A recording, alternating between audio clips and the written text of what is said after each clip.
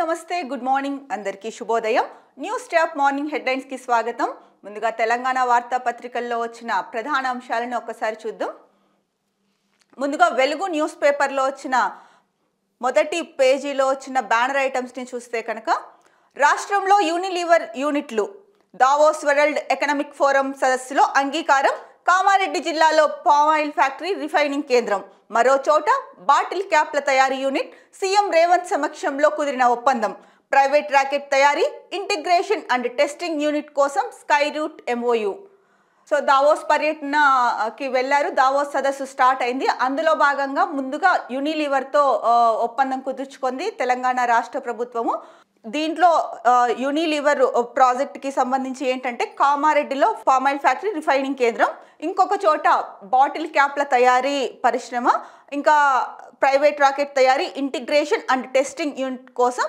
Sky route MoU కుదుర్చుకుంది so దావోస్లో మొదటి రోజు సదస్సులోనే భారీ పెట్టుబడులతో శుభారంభం చేసిందనే చెప్పొచ్చు తెలంగాణ రాష్ట్ర ప్రభుత్వము ప్రముఖ సంస్థ యూనిలీవర్తో ఒప్పందం కుదుర్చుకోవడం చాలా తెలంగాణ రాష్ట్ర ప్రభుత్వానికి తెలంగాణ రాష్ట్ర ప్రజలకు గర్వించదగ్గ విషయం అండి అలాగే ఏదైతే తెలంగాణ రైజింగ్ 2050 నినాదంతో రేవంత్ రెడ్డి ముందుకెళ్తున్నారో అందులో భాగంగానే సో రాష్ట్రానికి పెట్టుబడులు తీసుకురావడం అయితేనేమి ఒప్పందాలు కుదుర్చుకోవడం అయితేనేమి అందరికీ ఉద్యోగాల సృష్టి కల్పించడం ఇంకొక వైపు ప్రజా సంక్షేమం మీద దృష్టి పెట్టి ఈ విజన్తో ముందుకెళ్తున్నారు 2050కి ప్రపంచంలోనే రాష్ట్రానికి ఒక ప్రత్యేక స్థానం సంపాదించాలన్నది రేవంత్ రెడ్డి లక్ష్యం అండి ఇంకొకటి చూసుకుంటే కనుక దక్షిణాది రాష్ట్రాలకు తెలంగాణ వారధిగా ఉంటుందని కూడా రేవంత్ రెడ్డి చెప్పారు తెలంగాణలో పెట్టుబడులు పెట్టడానికి పరిశ్రమలు ఏర్పాటు చేయడానికి ఉన్న అనుకూలతలను అక్కడి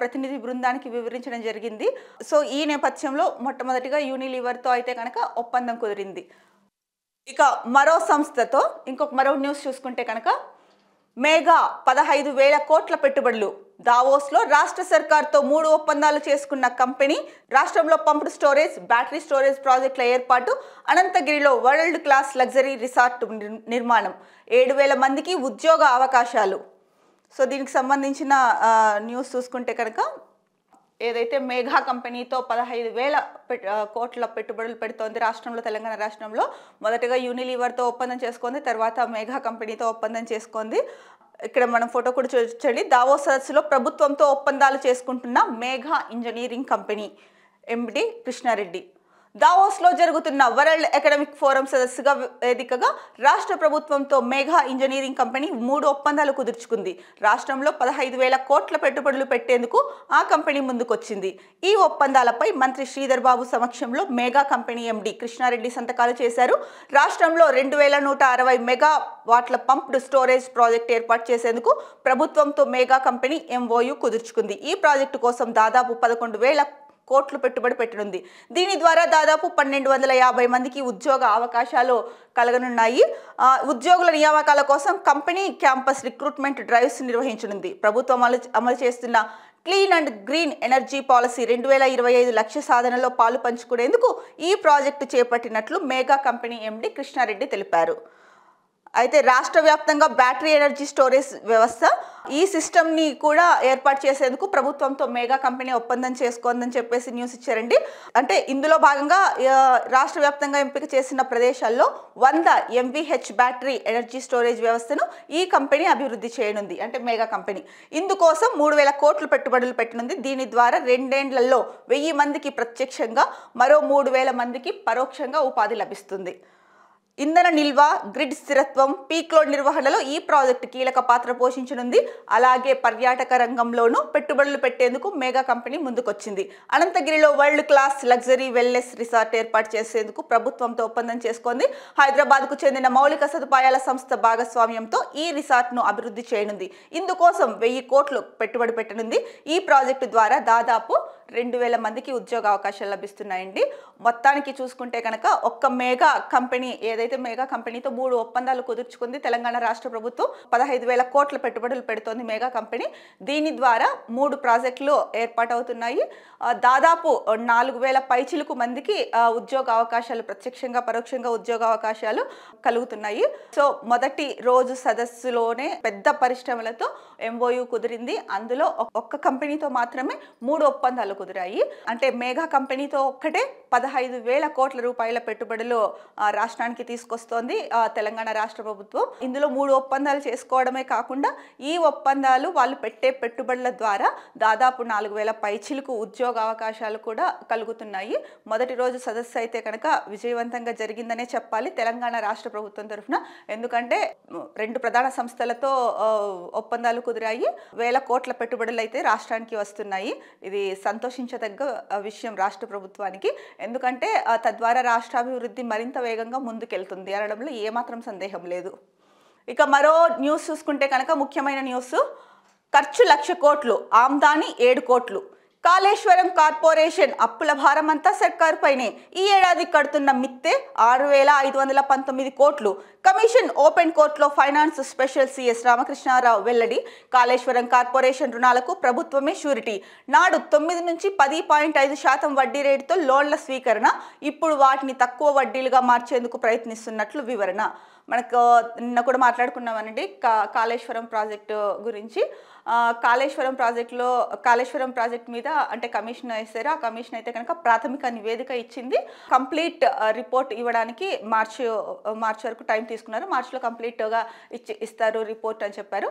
అప్పటి ప్రభుత్వంలో ఆర్థిక ప్రధాన కార్యదర్శి ఎవరైతే ఉన్నారో ఆయన్ని నిన్న విచారించడం జరిగింది. సో ఆయన చెప్పిన విషయాల్లో ఇందాక మనం మాట్లాడుకున్నది ఎవరైతే కనుక అప్పటి ఆర్థిక కార్యదర్శి ఉన్నారు, అంటే ఫినాన్స్కి సంబంధించి ఆర్థిక కార్యదర్శి, ఆయన కొన్ని విషయాలు చెప్పారండి. ఏంటంటే కనుక అప్పుల భారం అంతా సర్కార్ పైనే ఉంది. తర్వాత ఈ ప్రతి ఏటా కడుతున్న వడ్డీ ఏదైతే ఉందో మిత్తి అదే 6,519 కోట్ల రూపాయలు ఉంది. సో అప్పట్లో 9 నుంచి 10.5% వడ్డీ రేటుతో లోన్లు తీసుకున్నారంటండి. ఆ న్యూస్ ఇచ్చారు ఇక్కడ. ఇప్పుడు వాటిని తక్కువ వడ్డీలుగా మార్చేందుకు ప్రయత్నిస్తున్నట్లు ఎవరైతే ఉన్నారో ఆర్థిక కార్యదర్శి ఆయన చెప్పారు. మరి దీనిపైన ప్రాథమిక రిపోర్ట్ వచ్చింది. ఆ రిపోర్ట్లో భాగంగా అంటే ఆ రిపోర్ట్ అయిన తర్వాత ఆర్థిక ప్రధాన కార్యదర్శిని విచారించడం జరిగింది. తర్వాత చివరిగా ఈ కాళేశ్వరం అవకతవకల మీద జరిగిన విషయాలపై ఇంకా అందరినీ విచారించిన తర్వాత చివరిగా మాజీ సీఎం ఎవరైతే కేసీఆర్ ఉన్నారో ఆయన్ని విచారించే అవకాశం ఉందని చెప్పేసి నిన్న న్యూస్లో మనం చెప్పుకున్నాము. మరి ఈ కాళేశ్వరం చూస్తే ఏంటంటే పేరుకు మాత్రం కాళేశ్వరం ప్రాజెక్టు రాష్ట్రానికి చాలా మంచి చేస్తుంది, అందుకనే ప్రతిష్టాత్మకంగా తీసుకొని కడుతున్నామని చెప్పేసి చాలా గొప్పలు చెప్పారు గత ప్రభుత్వంలో.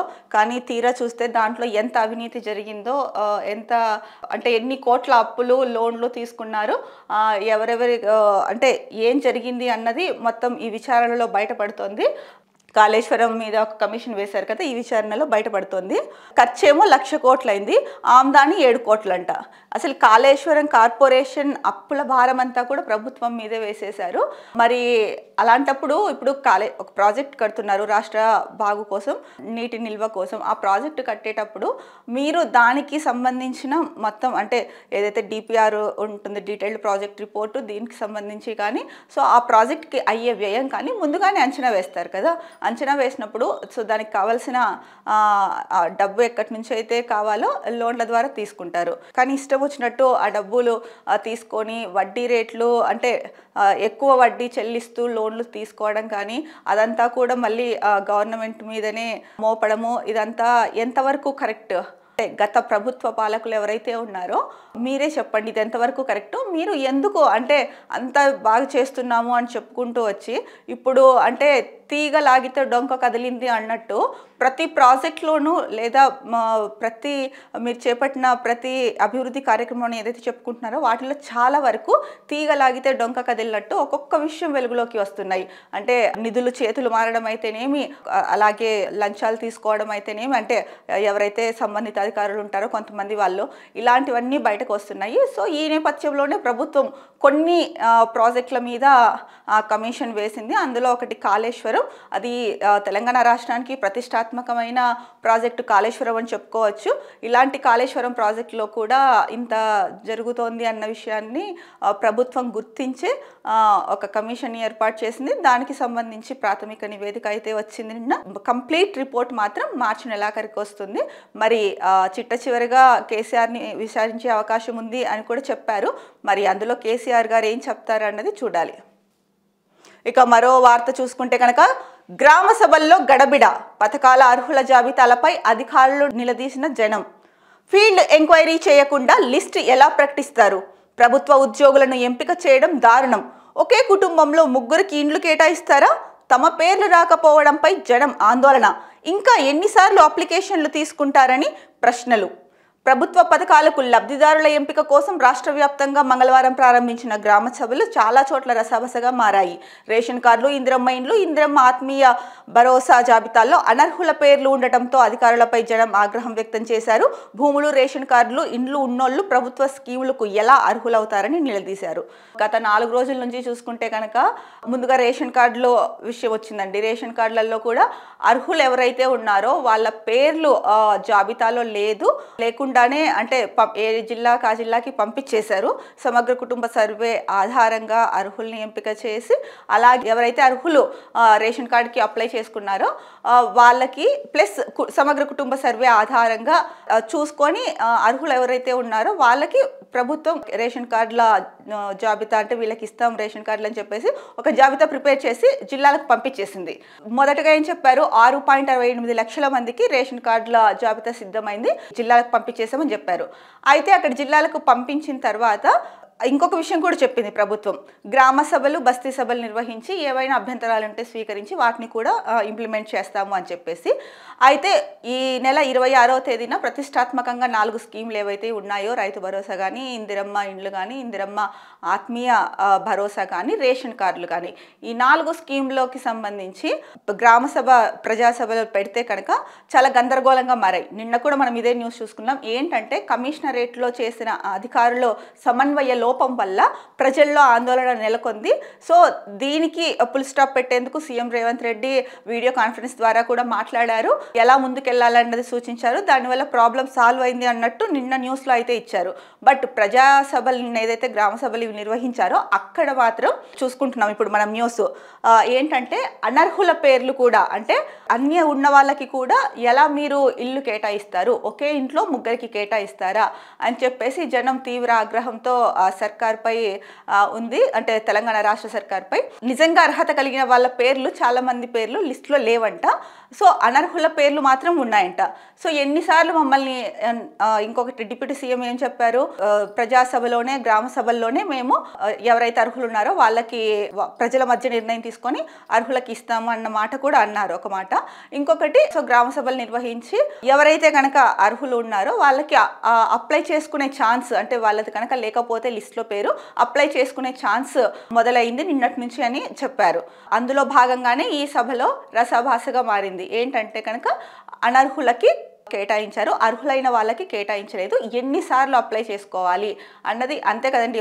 ఒకసారి అప్లై చేస్తారు, 2 సార్లు అప్లై చేస్తోంది ప్రభుత్వం. కానీ సమన్వయం లోపించింది. సంబంధిత శాఖ మంత్రులు అయితేనేమి, లేకపోతే కనుక సంబంధిత ఆయా జిల్లాల్లో కలెక్టర్లు అవ్వచ్చు, లేదా కలెక్టర్ స్థాయి వాళ్ళు కాకపోయినా కూడా జాయింట్ కలెక్టర్ అయి ఉండొచ్చు, లేకపోతే సంబంధిత అధికారులు ఎవరైతే ఉన్నారో దీన్ని చూసుకోవాల్సిన అధికారులు వాళ్ళల్లో సమన్వయం లోపించిందా, లేకపోతే ప్రభుత్వంలో ఉన్న మంత్రులు, సంబంధిత మంత్రులు ఈ ఉన్నతాధికారుల మధ్య సమన్వయం లోపించిందా అన్నది కరెక్ట్గా మనకైతే తెలియదు. కానీ మొత్తానికైతే కనుక సమన్వయ లోపం అయితే స్పష్టంగా కనిపిస్తుంది. దీనివల్లే సభ కూడా గ్రామ సభ రసభాసగా మారింది. మనం ముందే చెప్పుకున్నాం, ఇలాంటివన్నీ కూడా అంటే రేషన్ కార్డు అన్నిటికీ ప్రామాణికం. అలాంటప్పుడు రేషన్ కార్డ్స్ ఇచ్చే విషయంలో చాలా జాగ్రత్తగా ఉండాలి. నిజంగా 100% అర్హత కలిగిన వాళ్ళకే ఇవ్వాలి. అలాగే ఇందిరమ్మ ఇండ్లు కూడా ఎవరైతే అర్హత కలిగి పేదలు ఉంటారో నిరుపేదలు వాళ్ళకే ఇవ్వాలి, కానీ ఆల్రెడీ ఇల్లు ఉన్న వాళ్ళకి ఇవ్వడం ఎంతవరకు కరెక్ట్? అలాగే ఒకే ఇంట్లో ముగ్గురికి వచ్చాయి అని కూడా అంటున్నారు ఈ న్యూస్లో. మరి ఇదంతా కూడా కరెక్ట్ కాదు కదండి. మరి గవర్నమెంట్ ఇంత పకడ్బందీగా చేసుకుంటూ వెళ్తున్నామని చెప్పి ఎందుకు చివరికి వచ్చేసరికి అంటే కార్డ్స్ ఇష్యూ చేయాలి, ఇందిరమ్మ ఇల్లు ఎవరైతే అర్హులు ఉన్నారో వాళ్ళకి ఇష్యూ చేయాలి అన్న టైంకి అసలైన ప్రాబ్లం మొదలైందని చెప్పొచ్చు. ఎందుకంటే వాళ్ళు కరెక్ట్గా అంటే ఇక్కడ ప్రభుత్వం చెప్తుంది, సీఎం చెప్తారు, తర్వాత సంబంధిత శాఖ మంత్రులు సంబంధిత జిల్లాలకు చెందిన ఉన్నతాధికారులు ఎవరైతే ఉంటారో దీనికి సంబంధించి వాళ్ళు చూసుకొని ప్రాపర్ గైడెన్స్తో ప్రాపర్ మార్గదర్శకాలు పెట్టుకొని అప్పుడు దాన్ని 1కి 2 సార్లు చెక్ చేసి కావాలంటే కొంచెం ఒక 2-3 రోజులు లేట్ అయినా సరే పంపించి అధికారులను కానీ లేదా ఫీల్డ్ ఆఫీసర్స్ని కానీ సర్వే చేయించాలి. ఇప్పుడు సమగ్ర కుటుంబ సర్వే చేయించారు, దాని ఆధారంగా అన్నారు. బట్ అర్హులకైతే రాలేదు అని చెప్పేసి ప్రజాసభల్లోనే ప్రజలు వాపోతున్నారు. మరి రాష్ట్ర ప్రభుత్వం దీనిపైన దృష్టి కేంద్రీకరించి ఇది జరగకోకుండా అర్హులకే పథకాలు వెళ్ళేలాగా చూసుకోవాల్సిన బాధ్యత ఎంతైనా ఉంది. ఈ విషయంలో అయితే కనుక మరి ప్రభుత్వం ఒక రకంగా వైఫల్యం చెందిందనే చెప్పొచ్చు. ఎందుకంటే ప్రజాసభల్లోనే ప్రజలు అంత తీవ్ర ఆగ్రహం వ్యక్తం చేస్తున్నారు అంటే కనుక ఇది 100% సమన్వయ లోపమే. ఇలాంటివి జరగకుండా చూసుకోవాల్సిన బాధ్యత ఎంతైనా ఉంది రాష్ట్ర ప్రభుత్వం మీద. ఇక మరో ముఖ్యమైన న్యూస్ చూసుకుంటే కనుక కృష్ణా జలాల్లో 71% వాటా ఇవ్వాల్సిందే, లేదంటే 50% కేటాయించాలి.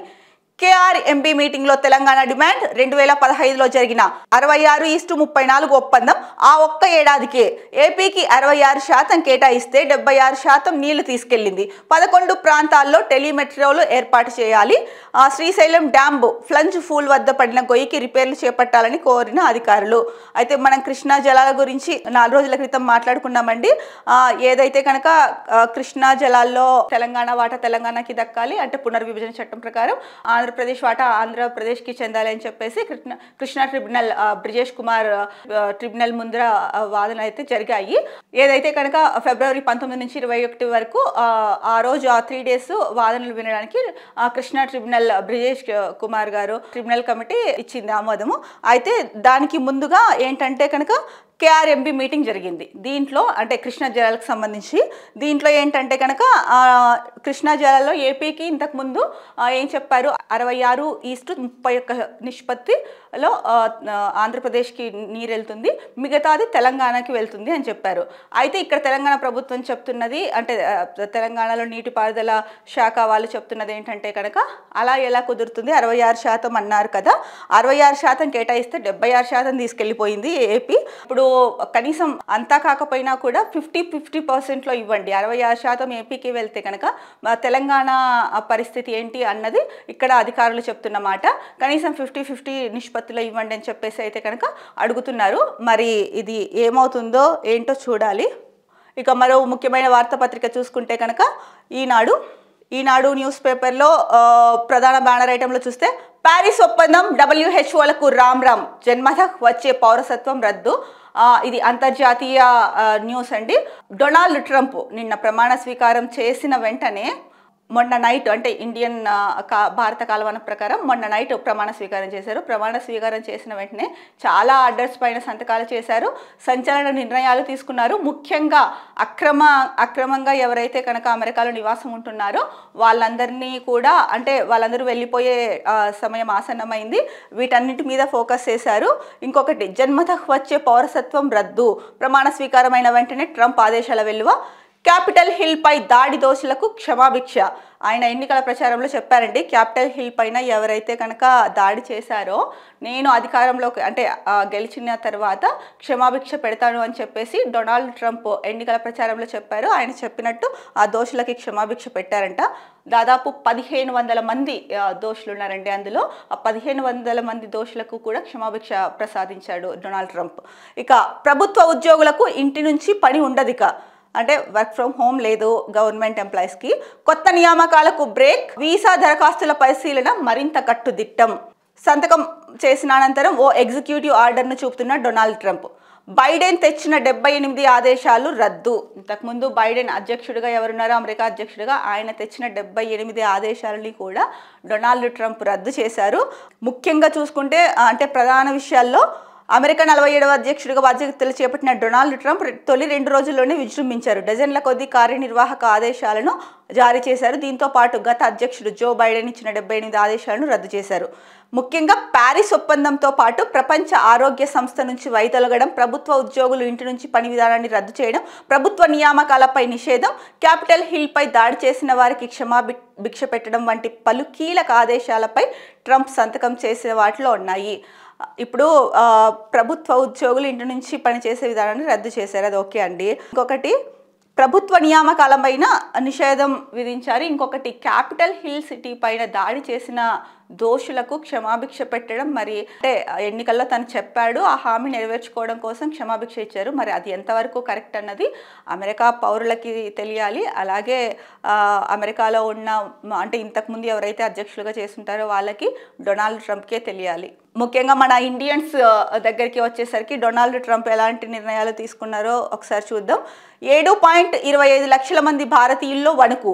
ట్రంప్ ఆంక్షలు అమలు అయితే తిరుగుముఖమే.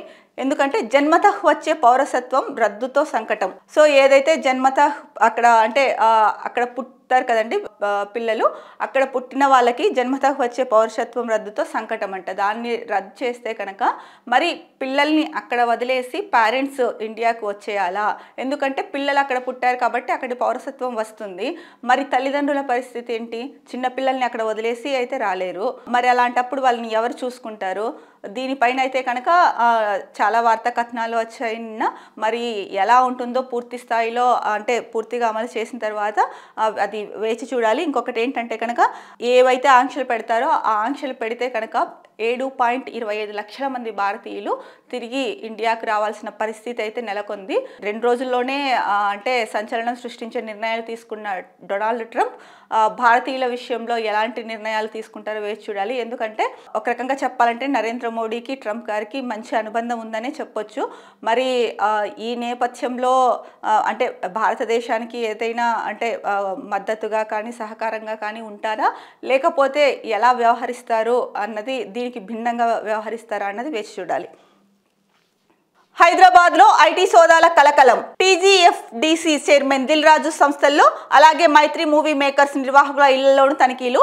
నిన్న అంటే సినిమా ఇండస్ట్రీకి సంబంధించి ఎవరైతే ఉన్నారో వాళ్ళ ఇళ్లలో, ప్రముఖుల ఇళ్లలో ఐటీ సోదాలు నిర్వహించింది.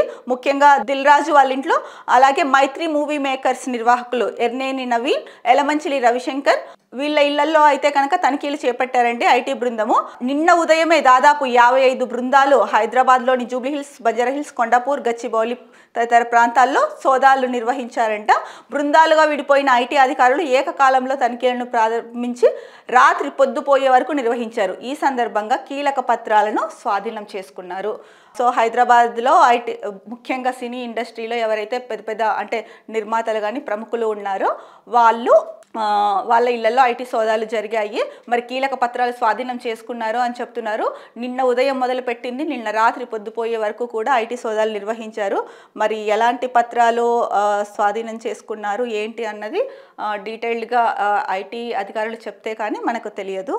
ఇక ఛత్తీస్గఢ్, ఒడిశా రాష్ట్రాల సరిహద్దుల్లో భారీ ఎన్కౌంటర్. మావోయిస్ట్ అగ్రనేత చలపతి మృతి.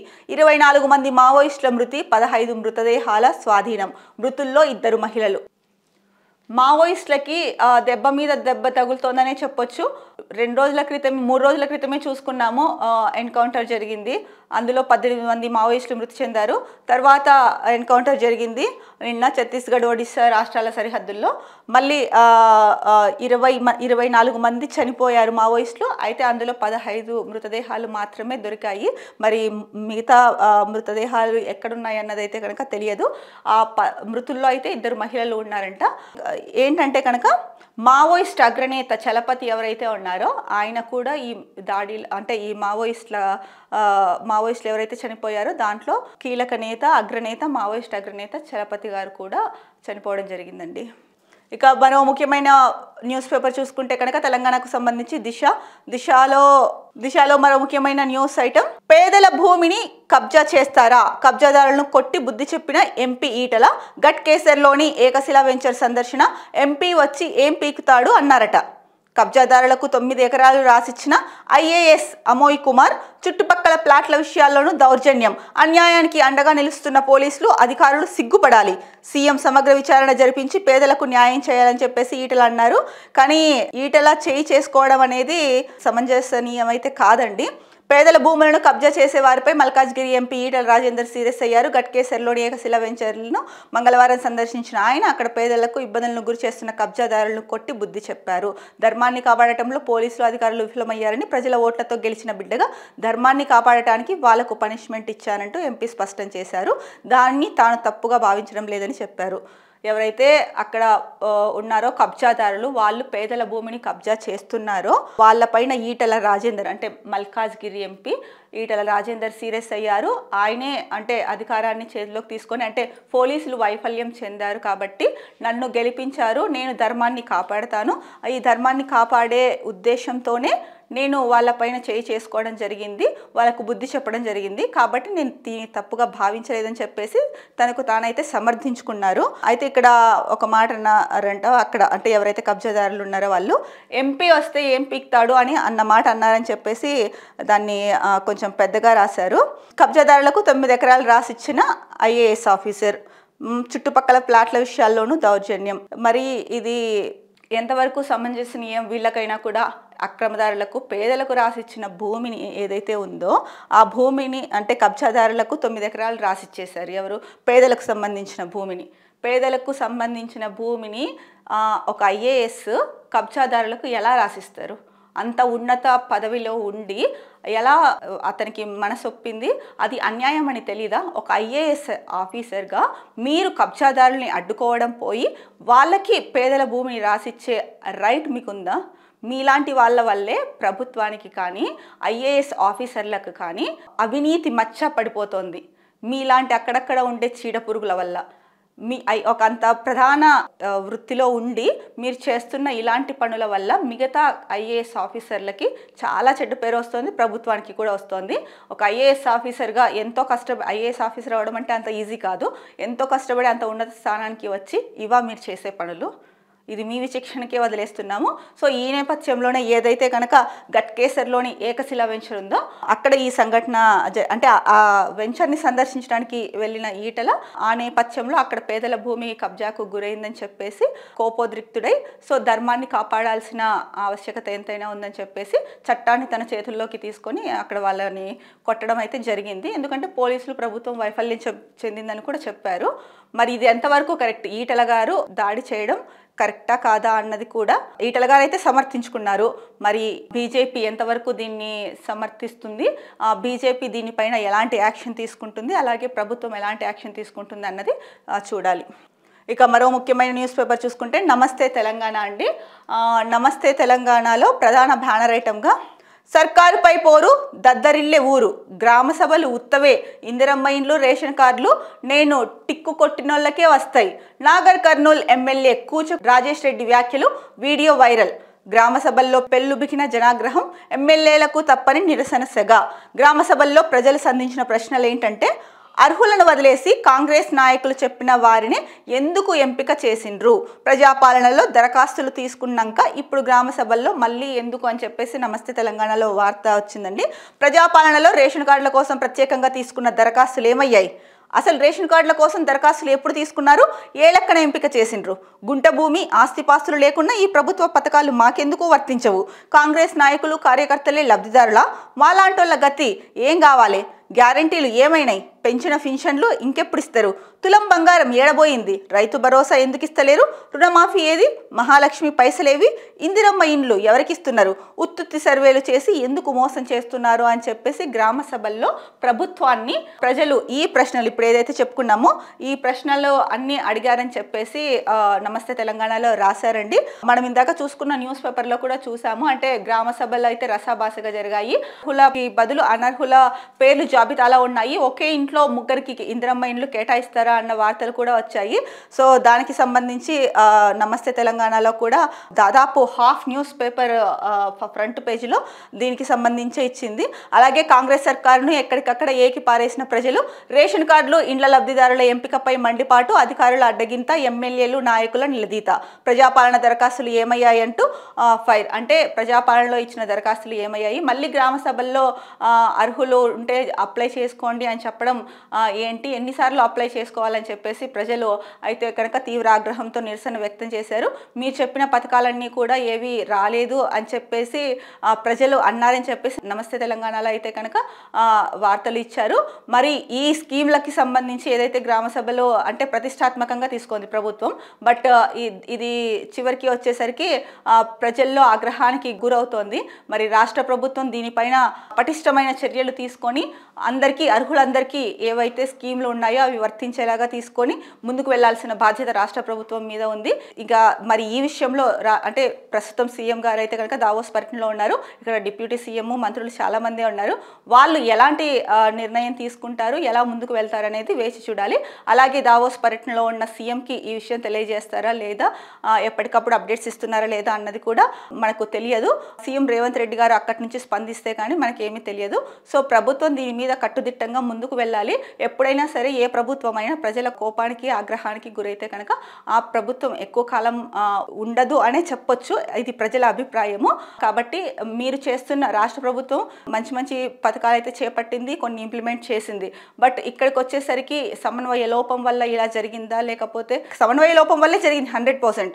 బట్ దాని వెనకాల ఇంకా కారణాలు ఏమున్నాయి, ఎందుకు ఉన్నతాధికారులు సరైన చర్యలు తీసుకోలేకపోతున్నారు, ఎక్కడ ప్రాబ్లం మొదలైంది అన్నది చూసుకొని ఎందుకు ఇలాంటి అంటే మిస్కమ్యూనికేషన్ ఎందుకు జరిగింది, అర్హుల పేర్లు కాకుండా అనర్హుల పేర్లు కూడా ఎందుకు లిస్టులోకి వచ్చాయి, దానికి తోడు వీళ్ళు అంటున్నారు కాంగ్రెస్ కార్యకర్తలకే ఇస్తారు, వాళ్ళే లబ్ధిదారులా అని కూడా ప్రజలు అంటున్నారని చెప్పేసి నమస్తే తెలంగాణ రాశారు.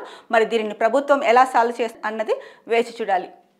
ఇది తెలంగాణకు సంబంధించిన వార్తాపత్రికల్లో వచ్చిన ముఖ్యమైన వార్తలు. రేపటి అనాలిసిస్లో మళ్ళీ కలుద్దాం. అంతవరకు సెలవు, నమస్కారం. Be happy, stay strong, stay healthy.